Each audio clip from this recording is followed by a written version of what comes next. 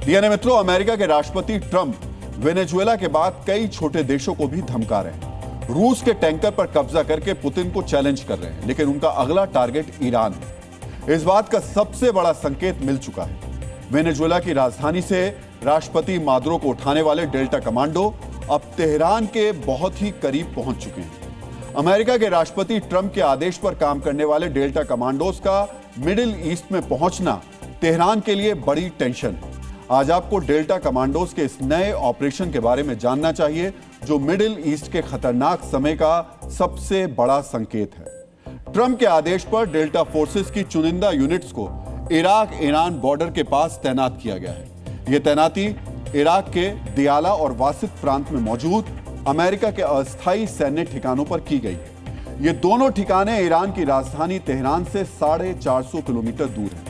फिलहाल delta commando को forward locations पर अलर्ट के लिए रखा गया है, यानी वो किसी भी वक्त ऑपरेशन के लिए तैयार है। सीधे अमेरिकी राष्ट्रपति के आदेश पर काम करने वाली डेल्टा फोर्स की तैनाती कभी भी रूटीन नहीं मानी जाती, यानी बिना किसी बड़े मिशन के डेल्टा कमांडो तैनात नहीं किए जाते हैं। डेल्टा कमांडो हमेशा हाई वैल्यू टारगेट को निशाना बनाते हैं, इसीलिए इराक ईरान बॉर्डर पर डेल्टा की तैनाती को खामनेई पर एक्शन से सीधे जोड़ा जा रहा है।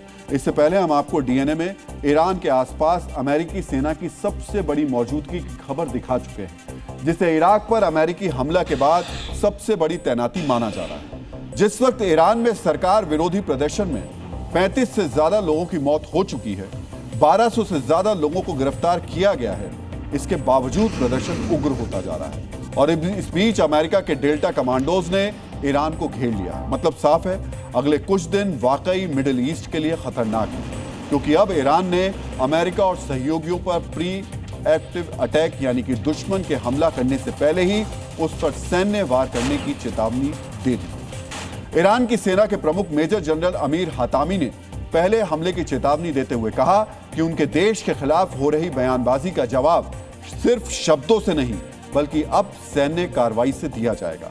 आज आपको ईरान की इस धमकी की वजह भी जाननी चाहिए।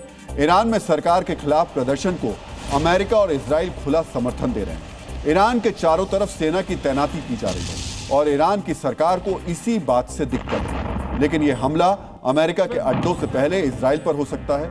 रूस के सूत्रों ने इस बात की जानकारी दी है। इस खबर के बाद रूस इजराइल में अपना दूतावास खाली करा सकता है, क्योंकि उसके पास इजराइल पर हमले की खुफिया सूचना मौजूद है। आज आपको भी ईरान के पलटवार की तैयारियों के बारे में जानना चाहिए। इजराइल से युद्ध खत्म होने के फौरन बाद ईरान ने अपनी बैलिस्टिक मिसाइल्स के निर्माण को तेज कर दिया। ईरान के पास अभी लगभग 3000 बैलिस्टिक मिसाइल मौजूद है।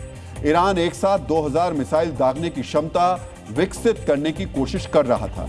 अगर उसके पास ये क्षमता आ गई होगी तो पहले ही वार में वो दुश्मन का बड़ा नुकसान कर देगा। ईरान के पास फतेह 1 और फतेह 2 जैसी मिसाइल्स मौजूद हैं, जिनकी रेंज 1400 से 1800 किलोमीटर है। ईरान का दावा है उसकी फतेह मिसाइल आवाज से 15 गुना तेज रफ्तार से हमला करती है, यानी ये मिसाइलें हाइपरसोनिक हैं, जिन्हें रोकना नामुमकिन है। ईरान ने मध्यम दूरी की परमाणु हमला करने में सक्षम मिसाइलें बनाई हैं, यानी ईरान के पास परमाणु हथियार आ गए तो खामनेई और ज्यादा खतरनाक साबित होंगे। आज आपको यह भी समझना चाहिए कि ईरान अमेरिका और इजराइल की ताकत के बारे में जानने के बावजूद पहले हमला क्यों कर सकता है। तो पहले हमला कर ईरान खुद को आत्मरक्षा करने वाला दिखा सकता है, क्योंकि इजराइल और अमेरिका से लगातार ईरान को धमकियां दी जा रही हैं। इसके अलावा ईरान पहले हमला करके देश की जनता का ध्यान विरोध प्रदर्शनों से हटा सकता है। अगर ईरान की सरकार ने राष्ट्र संकट में है वाला नैरेटिव सेट कर दिया तो खामनेई देश में फिर से मजबूत हो जाएंगे और अमेरिका के लिए तख्ता पलट करना आसान नहीं।